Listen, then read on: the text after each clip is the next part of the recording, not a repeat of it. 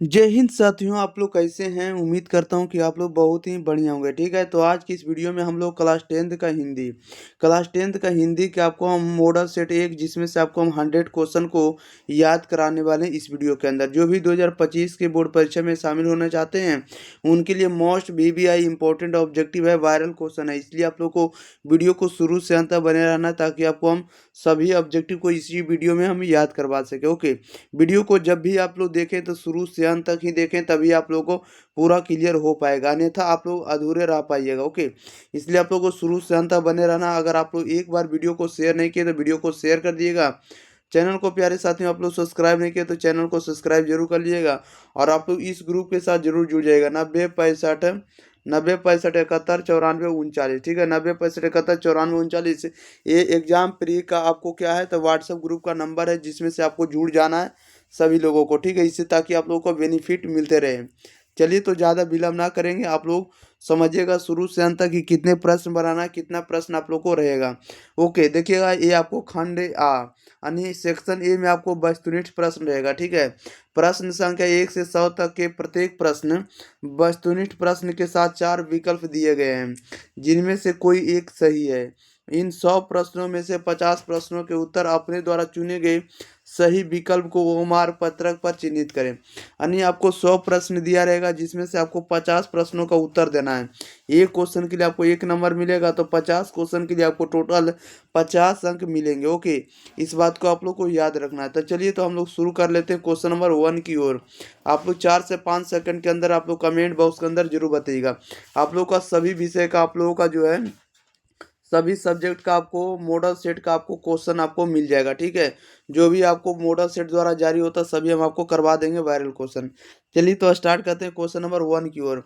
कह रहा है कि बुधनी सा वर्ण का उच्चारण स्थान क्या है? स का उच्चारण स्थान क्या होता है?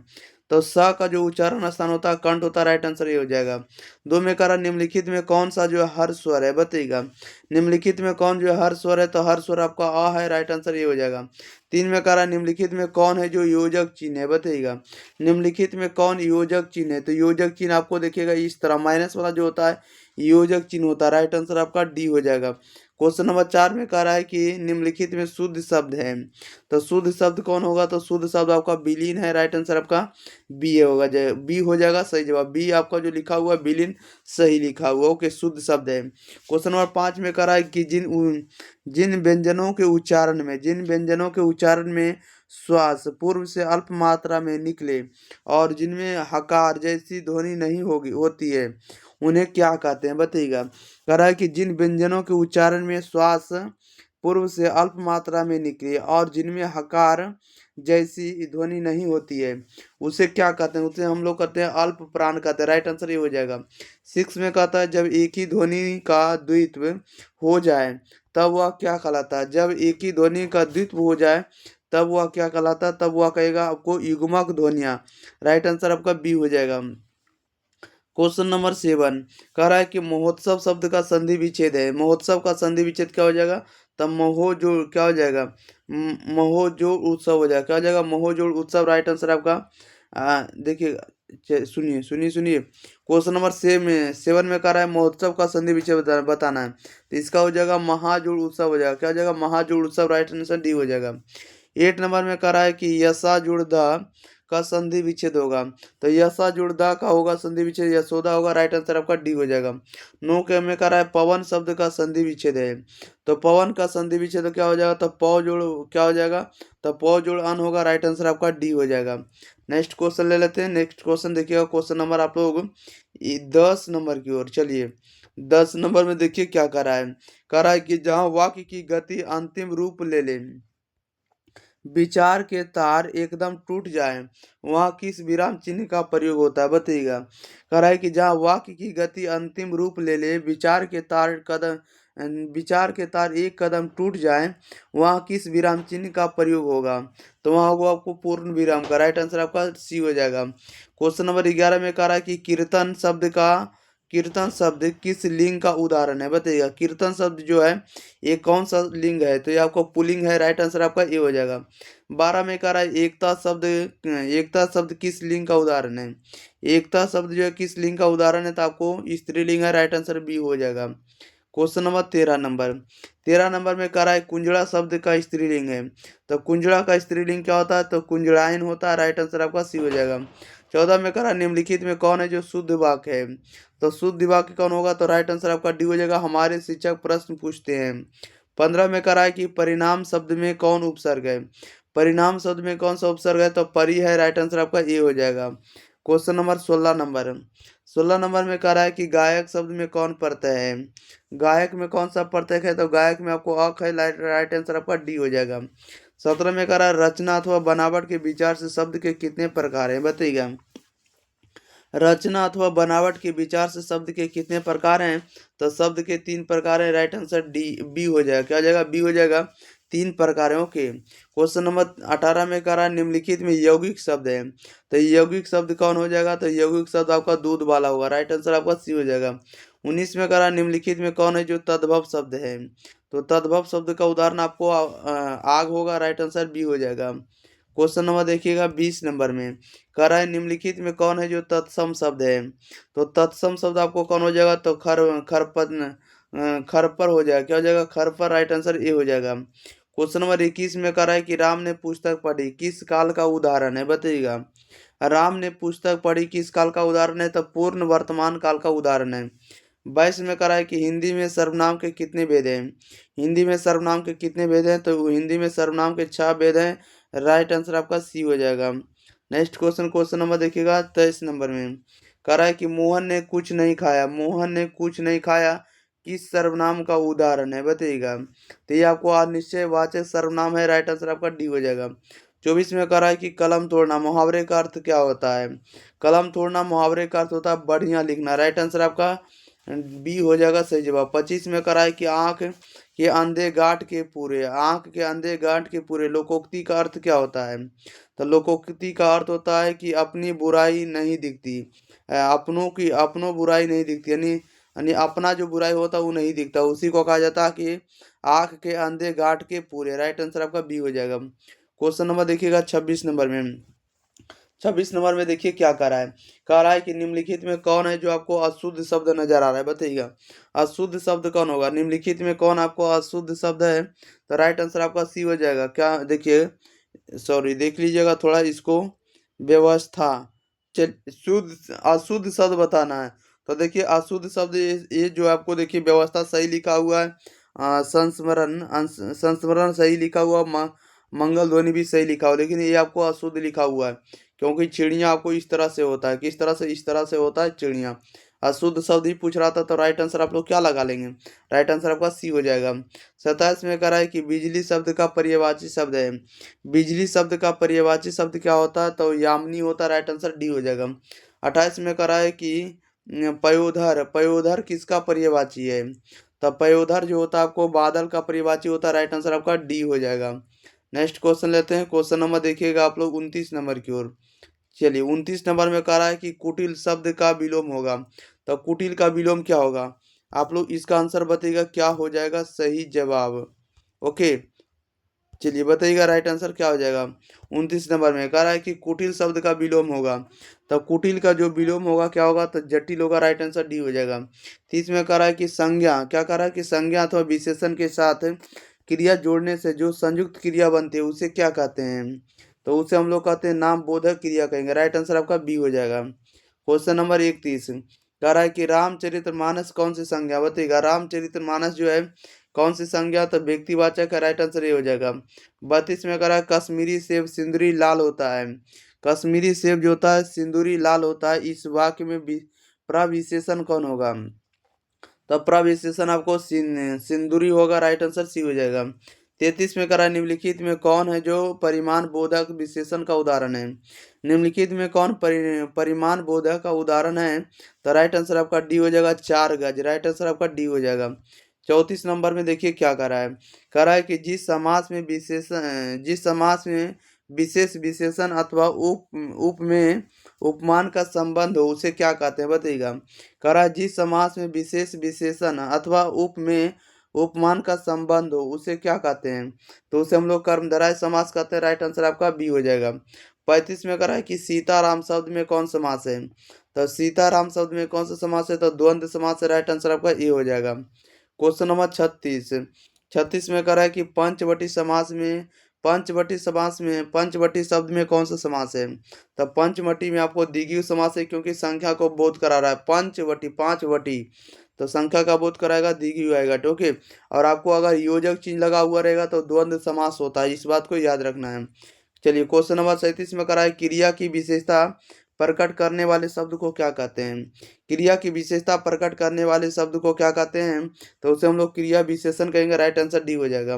करा निम्नलिखित में आज्ञावाचक वाक्य का उदाहरण है। निम्नलिखित में आज्ञावाचक वाक्य का उदाहरण कौन होगा, तो राइट आंसर आपका बी हो जाएगा। तुम सदा सत्य बोलो, तुम सदा सत्य बोलो, ये क्या है, तो आज्ञावाचक वाक्य है। ओके, याद रखिएगा। क्वेश्चन नंबर देखिएगा आप लोग।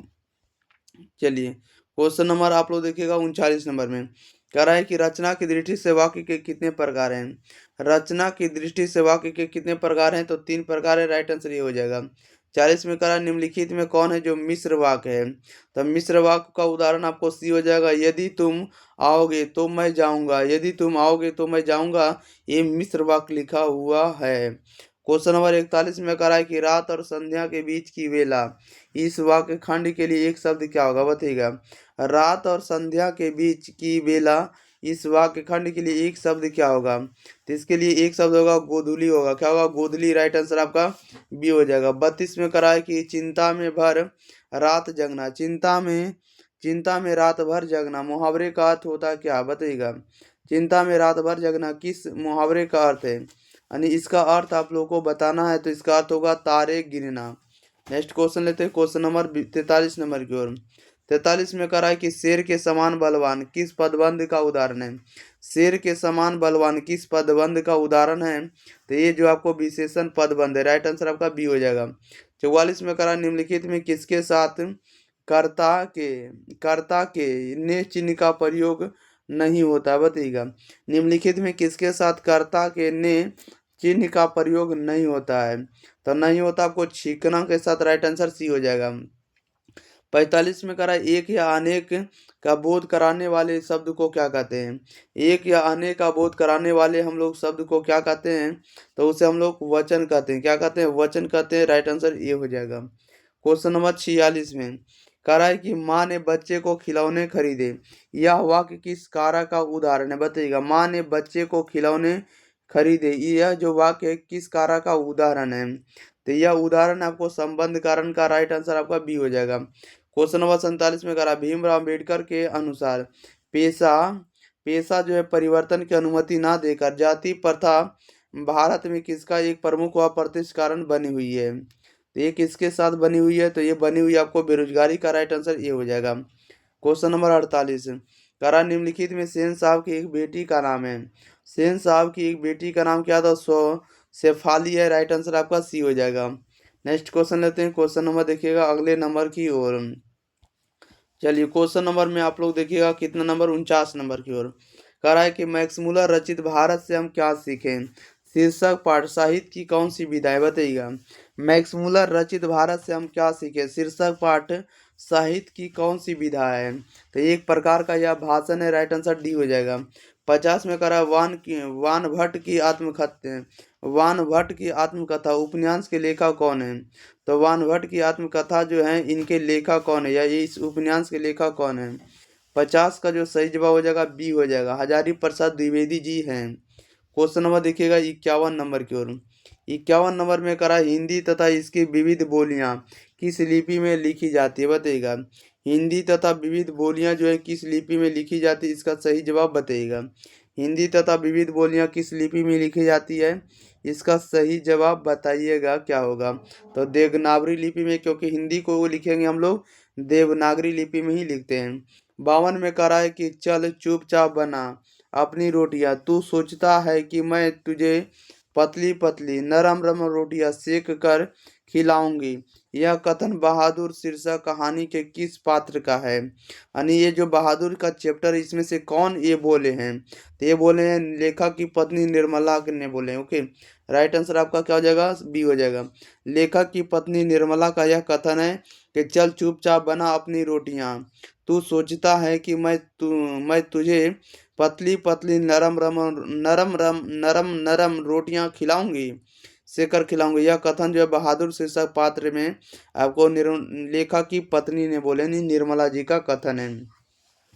क्वेश्चन नंबर 53 में कह रहा है कि गुरु, चलिए क्वेश्चन नंबर देखिएगा आप लोग 53 नंबर की ओर।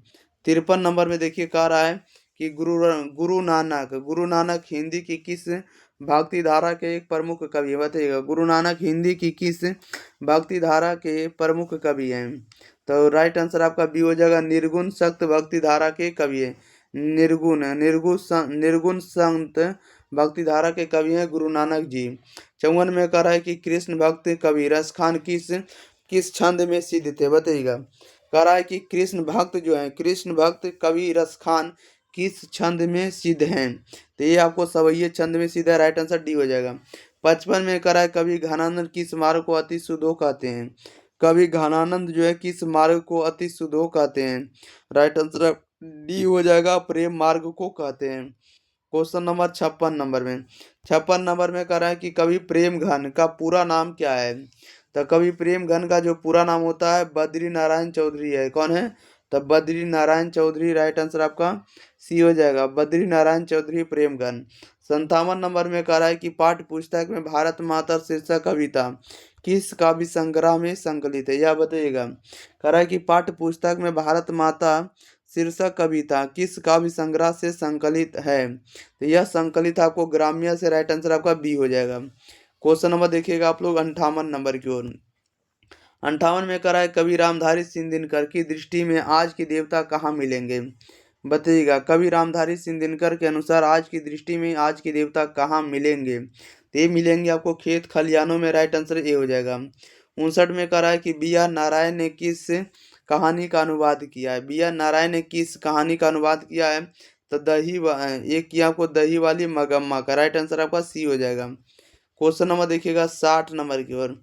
60 नंबर में कह रहा है कि मंगू को झूठा लाड़ लाड़ लड़ाकर ही तुम्हें अधिक पागल बना दिया, यानी आदत डाली हो तो जानवरों को भी पखाना पखाना पेशाब कहाँ करना है और कहाँ ना करना, इसका ख्याल आ जाता है। यह जो कथन है माँ शीर्षक कहानी के किस पात्र का है?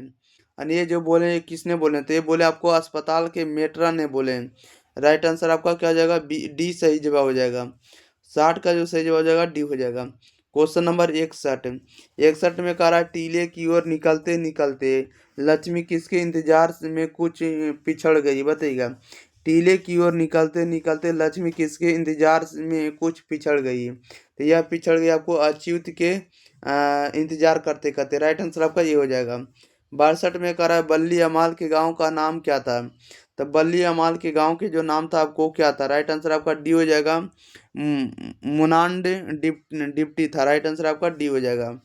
क्वेश्चन नंबर 63, करा धरती कब तक घूमेगी शीर्षक कहानी में कैलाश की पत्नी का नाम क्या है? बताइएगा, धरती कब तक घूमेगी शीर्षक कहानी में कैलाश की पत्नी का नाम क्या है? तब भौरी है। राइट आंसर आपका डी हो जाएगा। क्वेश्चन नंबर देखिएगा आप लोग कितना नंबर, क्वेश्चन नंबर आप लोगों के पास है 64 नंबर। कह रहा है कि मानव का रचना हुआ सूर्य मानव को भाव बनकर सोख गया, यह पंक्ति जो है शीर्षक कविता किससे ली गई? बताइएगा, कह रहा है कि मानव का रचना हुआ सूरज मानव को भाव बनकर सोख गया, यह पंक्ति जो है किस शीर्षक कविता से ली गई है? तो ये ली गई है आपको हिरोशिमा चैप्टर से। राइट आंसर आपका बी हो जाएगा। नेक्स्ट क्वेश्चन ले लेते हैं। क्वेश्चन नंबर देखिएगा आप लोग 65 नंबर की ओर। चलिए 65 में कह रहा है कि आत्मजयी प्रबंध काव्य के रचनाकार कौन है? बताइएगा, आत्मजयी प्रबंध काव्य के रचनाकार कौन है? तो राइट आंसर इसका बी हो जाएगा, रामधारी सिंह दिनकर जी हैं। 66 में कह रहा है कवि रेनर मारिया रिल्केन के अनुसार भगवान की कृपा दृष्टि कहाँ विश्राम करती थी? बताइएगा, कवि रेनन मारिया रिल्के के अनुसार भगवान की कृपा दृष्टि कहाँ विश्राम करती है? तो ये विश्राम करती प्रभु के शानदार लबादा में। राइट आंसर आपका सी हो जाएगा। क्वेश्चन नंबर देखिएगा आप लोग 67 नंबर में। कह रहा है कवि रेनर मारी रिल्के के अनुसार किसके बिना भगवान भी एकाकी और निरुपाय हैं? बताइएगा। कवि रेनर मारी रिल्के के अनुसार किसके बिना भगवान भी एकाकी और निरुपाय हैं? ये किसके बिना है? तो ये आपको भक्त के बिना है। राइट आंसर आपका सी हो जाएगा। क्वेश्चन नंबर 68 में कह रहा है कि समकालीन हिंदी कविता की कवयित्री अनामिका का जन्म कहाँ हुआ था? बताइएगा। समकालीन समकालीन हिंदी कविता की कवयित्री अनामिका का जन्म कहाँ हुआ था? तो अनामिका का जन्म हुआ था मुजफ्फरपुर बिहार में। राइट आंसर आपका ये हो जाएगा। और अनामिका कौन से चैप्टर लिखे हैं? तो अक्षर ज्ञान को लिखे हैं। क्वेश्चन नंबर देखिएगा 69 नंबर की ओर। 69 में कह रहा है कि कवित्री अनामिका के अनुसार सृष्टि की विकास कथा के प्रथमाक्षर क्या है? बताइएगा। कह रहा है कि कवित्री अनामिका के अनुसार सृष्टि की विकास कथा के प्रथमाक्षर क्या है? राइट आंसर इसका क्या हो जाएगा? तो राइट आंसर इसका सी हो जाएगा। पहली विफलता पर छलके आंसू। ये सब कविता जो आपको अनामिका जी का है। ओके। क्वेश्चन नंबर 70 में करा हमारी हमारी नींद शीर्षक कविता में धमाके से देवी जागरण कहाँ हुआ है? बताइएगा। हमारी नींद शीर्षक कविता में धमाके से देवी जागरण कहाँ हुआ? तो देवी जागरण कहाँ हुआ? तो गरीब वस्तु में। राइट आंसर आपका डी हो जाएगा। क्वेश्चन नंबर 71 नंबर में देखिएगा क्या कर रहा है। कह रहा है कि कुलसुम की देसी घी वाली कचौड़ी को उस्ताद बिस्मिल्लाह खां कहते हैं। उसको क्या कहते हैं? बताइएगा। कह रहा है कि कुलसुम की देसी घी वाली कचौड़ी को उस्ताद बिस्मिल्लाह खां क्या कहते थे? तो उसे कहते थे संगीतमय कचौड़ी। राइट आंसर आपका सी हो जाएगा। 72 में कह रहा है मछली शीर्षक कहानी में कौन कहती थी कि जो मछली मर जाती है उसकी आंखों में झांकने से अपनी परछाई नहीं दिखती? ये कौन बोले थे? तो ये बोले थे दीदी कहती थी। राइट आंसर आपका ये हो जाएगा। क्वेश्चन नंबर 73 नंबर की ओर। 73 में कह रहा है हिंदी कविता में प्रयोगवाद का सूत्रपात किसने किया? बताइएगा। हिंदी कविता में प्रयोगवाद का सूत्रपात जो है किसने किया है? तो राइट आंसर आपका डी हो जाएगा। सच्चिदानंद हीरानंद बादशाह आगे ने किया है। 74 में कह रहा है निम्नलिखित में कौन शीर्षक कविता पर्यावरण मनुष्य और सभ्यता के विनाश की अंतर व्यथा को अभिव्यक्त करती है? ये कौन व्यक्त करती है? तो राइट आंसर आपका सी हो जाएगा। एक वृक्ष की हत्या। नेक्स्ट क्वेश्चन नंबर 75 नंबर की ओर। 75 में कह रहा है कि मगरमच्छ किसके मन को बस में करने का 3-4 गुर माँ जी को बताती है? बताइएगा। कह रहा है कि मगरमच्छ किसके मन को बस में करने का 3-4 गुर माँ जी को बताती है? तो ये बताती है अपने पति को। राइट आंसर आपका क्या हो जाएगा? बी हो जाएगा। 76 में कह रहा सीता अपने दो चार पूर्व पल्लों की गठरी बांध अंधेरे में कहाँ से निकल गई? बताइएगा। कह रहा है कि सीता अपने 2-4 पूर्व पल्लों की गठरी बांध अंधेरे में कहाँ से निकल गई? तो ये निकल गई आपको कहाँ? घर से। राइट आंसर आपका डी हो जाएगा। क्वेश्चन नंबर देखिएगा 77। कह रहा है कि निराला की साहित्य साधना पुस्तक के लेखक कौन है? निराला के साहित्य साधना के पुस्तक के लेखक कौन है? तो यतीन्द्र मिश्र हैं। ओके। क्वेश्चन नंबर 78 में कह रहा है कि निम्नलिखित में कौन है जो उड़िया के एक प्रमुख कथाकार हैं? उड़िया के प्रमुख कथाकार कौन है? तो राइट आंसर इसका क्या हो जाएगा? बताइएगा। देखिएगा उड़िया के जो प्रमुख कहानीकार हैं ये आपको सात कोड़ी होता है। कौन है? सात कोड़ी होता है। राइट आंसर आपका बी हो जाएगा। क्वेश्चन नंबर देखिएगा आप लोग कितना नंबर? 79 नंबर। कह रहा है कि कवि जीवनानंद दास यदि अगले जन्म में हंस बनेंगे तो वह हंस किसका होगा? बताइएगा। कह रहा है कवि जीवनानंद दास जो है अगले जन्म में हंस बनेंगे तो वह हंस जो होगा किसका होगा? तो किसी किशोरी का होगा। किसका होगा? किसी किशोरी का। राइट आंसर आपका ए हो जाएगा सही जवाब। चलिए नेक्स्ट क्वेश्चन ले लेते हैं। अगले क्वेश्चन में देखिएगा क्या कह रहा है। 80 नंबर आप लोगों के बीच प्रश्न आ गया है। क्वेश्चन नंबर 80 में कह रहा है कि महात्मा गांधी क्या कह रहा है? महात्मा गांधी की दृष्टि में सबसे उदात्त और बढ़िया शिक्षा क्या है जो बच्चों को मिलने वाली साधारण अक्षर ज्ञान की शिक्षा के बाद नहीं पहले होनी चाहिए? बताइएगा। महात्मा गांधी की दृष्टि में सबसे उदात्त यानी सबसे अच्छा और सबसे बढ़िया शिक्षा क्या है जो बच्चों को मिलने वाली साधारण अक्षर ज्ञान की शिक्षा के बाद नहीं पहले होनी चाहिए? ये महात्मा गांधी बोले, लेकिन ये बोले अहिंसक प्रतिरोध की शिक्षा को। अहिंसक अहिंसक प्रतिरोध की शिक्षा को। राइट आंसर आपका बी डी हो जाएगा। क्या हो जाएगा? डी हो जाएगा। अगले क्वेश्चन लेते हैं। क्वेश्चन नंबर देखिएगा, कितना नंबर है? 81 नंबर में। 81 नंबर में कह रहा है कि अंतर्राष्ट्रीय स्तर पर महात्मा गांधी के जन्म दिवस को किस रूप में मनाया जाता है? बताइएगा। अंतर्राष्ट्रीय स्तर पर महात्मा गांधी के जन्म दिवस को किस स्तर पर मनाया जाता है? तो ये मनाया जाता है आपको अहिंसा दिवस के रूप में। क्वेश्चन नंबर 82 में। 82 में कह रहा है कि अभिनव शीर्षक पाठ के अनुसार एक कविता पंक्ति है। एक कविता पंक्ति है, कैसी कैसी तुम नदी हो, उत्तर हो सकता है।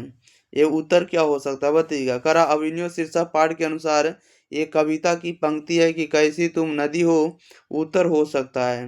तो राइट आंसर इसका क्या हो जाएगा? सी हो जाएगा। जैसी तुम सलीला हो। क्या हो? सलीला। और राइट आंसर आपका सी हो जाएगा। 83 में करा कि बिरजू महाराज अपना सबसे बड़ा जज किसको मानते थे? बताइएगा। बिरजू महाराज सबसे बड़ा जज किसको मानते थे? राइट आंसर बताइएगा। तो अपनी अम्मा को मानते थे। राइट आंसर आपका ए हो जाएगा। क्वेश्चन नंबर 84 में।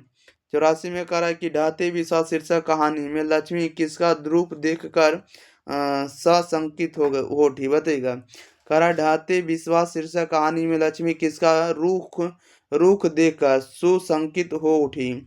किसका देखकर हो गई? तो आसमान को देखकर। राइट आंसर आपका सी हो जाएगा, सही जवाब। तो 85 नंबर में करा कि चारों ओर खड़े डॉक्टरों ने बारी बारी से आकर किसकी सहायता से पापाप्ती की आंखों के भीतरी भाग का परीक्षण किया? बताइएगा। कह रहा है कि चारों ओर खड़े डॉक्टरों ने बारी बारी से आकर किसकी सहायता से पापाप्ती की आंखों के भीतरी भाग का परीक्षण किया? तो ये किया किसका? तो राइट आंसर आपका बी हो जाएगा, ऑप्थेलमस स्कोप की। राइट आंसर आपका बी हो जाएगा, ऑप्थेलमस स्कोप की किया। अगले क्वेश्चन नंबर देखिएगा 86 नंबर में। कह रहा है कि कवि भक्त कवि गुरु नानक के पद किस भाषा में रचित है? बताइएगा। भक्त कवि गुरु नानक के पद जो है किस भाषा में रचित है? तो ये रचित है किसमें? तो ये आपको राइट आंसर आपका क्या हो जाएगा? डी हो जाएगा, पंजाबी मिश्रित ब्रज भाषा में। 87 में कह रहा है कि 252 वैष्णव की वार्ता के अनुसार कबीरस खान को किसने पुष्टि मार्ग में दीक्षा दी? बताइएगा। कह रहा है कि 252 वैष्णव की वार्ता के अनुसार कबीरस खान ने किसने पुष्टि मार्ग में दीक्षा दी?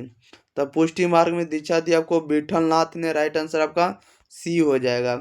क्वेश्चन नंबर 88 में कह रहा है कि जनतंत्र का जन्म शीर्षक कविता के अनुसार मिट्टी की अबोध मूर्ति कौन है? बताइएगा। कह रहा है जनतंत्र का जो जन्म है शीर्षक कविता के अनुसार मिट्टी की अबोध मूर्ति कौन है?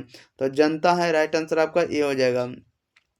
क्वेश्चन नंबर 89 में करा परंपरा का मूल्यांकन शीर्षक निबंध के अनुसार साहित्य में मनुष्य की कैसी भावनाएं प्रतिफलित होकर उसे प्राणी मात्र से जोड़ती है?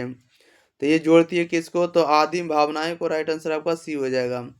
क्वेश्चन नंबर 90 कना का 90 में करा है कि गुणाकर मूल्य के अनुसार किस नाटक ग्रंथ से पाटलिपुत्र को नगर कहने की जानकारी मिलती है? बताइएगा। कह रहा है कि गुणाकर मूल्य के अनुसार किस नाटक ग्रंथ से पाटलिपुत्र बोले तो पटना को नगर नगर कहने की जानकारी मिलती है? तो ये जानकारी मिलती है आपको। राइट आंसर आपका डी हो जाएगा, पादता क्या हो जाएगा? पाठ तड़िता कम से। राइट आंसर आपका डी हो जाएगा। 91 में कह रहा है बूढ़ा चौकीदार वृक्ष जब दूर से ही ललकारता है कि कौन, तब कवि क्या जवाब देता है? बताइएगा। कह रहा है बूढ़ा चौकीदार वृक्ष जब दूर से ही ललकारता है कि कौन, तब कवि क्या जवाब देता है? तब कवि कहता है कि तेरा दोस्त है। राइट आंसर आपका ए हो जाएगा। क्वेश्चन नंबर 92 कह रहा है कि अक्षर ज्ञान शीर्षक कविता में बेटा का ड़ा जो है डा को क्या समझता है? बताइएगा। कह रहा है कि अक्षर ज्ञान शीर्षक कविता में बेटा ड़ा को डा में क्या समझता है? बताइएगा। राइट आंसर क्या हो जाएगा? तो ये समझते हैं आपको माँ समझते हैं। राइट आंसर क्या हो जाएगा? माँ हो जाएगा। यानी ये जो आपको अक्षर ज्ञान में ड़ा जो आपको है, ड़ा जो है आपको ये जो बिंदु है बिंदु को बेटा समझते हैं और डा को माँ समझते हैं। राइट आंसर आपका क्या हो जाएगा? तो सी हो जाएगा। क्वेश्चन नंबर 93 में कह रहा है कि कन्नड़ साहित्य के प्रतिष्ठित रचनाकार श्रीनिवास का जन्म कहाँ हुआ था? बताइएगा। कन्नड़ साहित्य के प्रतिष्ठित रचनाकार श्रीनिवास का जन्म कहाँ हुआ? तो श्रीनिवास का जन्म हुआ कोलार कर्नाटक में। राइट आंसर आपका बी हो जाएगा। अगले क्वेश्चन लेते हैं। क्वेश्चन नंबर देखिए 94 नंबर की ओर। चलिए 94 नंबर भी आप लोगों के बीच प्रश्न आ चुका है।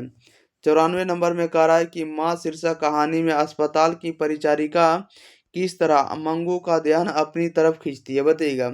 कह रहा है कि माँ शीर्षक कहानी में अस्पताल की परिचारिका किस तरह मंगू का ध्यान अपनी तरफ खींचती है। तो ये खींचती है आपको हाथ का रुमाल फटकार का। राइट आंसर ये हो जाएगा। 95 में कह रहा है बिरजू महाराज की शिष्या रसीम वाजपेयी रंग कर्म की किस पत्रिका की संपादक है, बताइएगा। कह रहा है बिरजू महाराज की शिष्या रसीम वाजपेयी रंग कर्म की किस पत्रिका की संपादक है। 95 का राइट आंसर आपका बी हो जाएगा, रंगमंच का है। ओके। क्वेश्चन नंबर 96 नंबर में देखिए क्या कर रहा है। कह रहा है कवि घनानंद किस मुगल बादशाह के यहाँ मीर मुंशी का काम करते थे, बताइएगा। कवि घनानंद जो है किस मुगल बादशाह के यहाँ मीर मुंशी का काम करते थे। तो ये करते थे मोहम्मद शाह रंगीले के यहाँ। 97 में कह रहा है मैक्समुलर के अनुसार किस भाषण के अध्ययन ने मानव जाति के संपूर्ण इतिहास को एक वास्तविक रूप में पहली बार प्रकट कर दिखाया, बताइएगा। मैक्समुलर के अनुसार किस भाषा के अध्ययन ने मानव जाति के संपूर्ण इतिहास को एक वास्तविक रूप में पहली बार प्रकट कर दिखाया है। तो ये दिखाया आपको संस्कृत को। राइट आंसर आपका ए हो जाएगा। क्वेश्चन नंबर 98 कह रहा है कि कवि जीवनानंद दास किस भाषा के सर्वाधिक सम्मानित एवं चर्चित कवियों में से एक हैं, बताइएगा। कवि जीवनानंद दास जो हैं किस भाषा के सर्वाधिक सम्मानित एवं चर्चित कवियों में से एक हैं। तो इसे जाना जाता है बांग्ला भाषा में। राइट आंसर सी हो जाएगा। 99 में करा नाखून क्यों बढ़ते हैं। शीर्षक पाठ के अनुसार देवताओं के राजा का हथियार वज्र किसकी हड्डियों से बना था, बताइएगा। कह रहा है कि नाखून क्यों बढ़ते हैं। शीर्षक पाठ के अनुसार देवताओं के राजा का हथियार वज्र किसकी हड्डियों से बना था। तो ये बना था आपको राइट आंसर डी हो जाएगा, दधीची मुनि की हड्डी से। राइट आंसर डी हो जाएगा। क्वेश्चन नंबर 100 कह रहा है कि निम्नलिखित में कौन संस्कृत अंग्रेजी हिंदी फारसी तमिल आदि अनेक भाषाओं का ज्ञान रखने वाले बहुभाषाविद थे, बताइएगा। करा निम्नलिखित में कौन संस्कृत अंग्रेजी हिंदी फारसी तमिल आदि अनेक भाषाओं का ज्ञान रखने वाले बहुभाषाविद थे। तब बहुभाषाविद कौन थे। तो राइट आंसर ये हो जाएगा, सच्चिदानंद हीरानंद बादशाह आगे थे। राइट आंसर आपका ए हो जाएगा। ओके। चलिए तो इस वीडियो में आप लोगों के 100% आपको ऑब्जेक्टिव जो है 100 क्वेश्चन हम आपको कंप्लीट कर दिए। तो अब बताइएगा कि रमेश सर का जो कंटेंट है एग्जाम पेपर आप लोगों को कैसा लग रहा है। और वीडियो को आप लोग जरूर शेयर करिए। इसके बाद आप लोग लाइक जरूर करिए। और चैनल को अगर आप लोग सब्सक्राइब नहीं करते तो सब्सक्राइब जरूर कर लेंगे। ओके। क्योंकि आप लोगों का ही बेनिफिट होगा। क्योंकि आपको जो भी वायरल प्रश्न होगा 100% उसको हम आपको सबसे पहले आपको हम देंगे ग्रुप पर, ठीक है। और साथ ही साथ ग्रुप में आप लोग जुड़ जाइएगा। इस ग्रुप का नंबर है 90 65 71 94 39। इस ग्रुप पर अगर आप लोग हाई लिखेंगे, बोलेंगे सर हमें ग्रुप में जोड़ दिए, तो आपको जोड़ दिया जाएगा। ओके। या तो लिंक जाएगा आपके पास, तो आप लोग जुड़ जाइएगा खुद ही। ओके। चलिए तो मिलते हैं हम लोग अगली वीडियो के साथ। तब तक के लिए thank you for watching this video. धन्यवाद।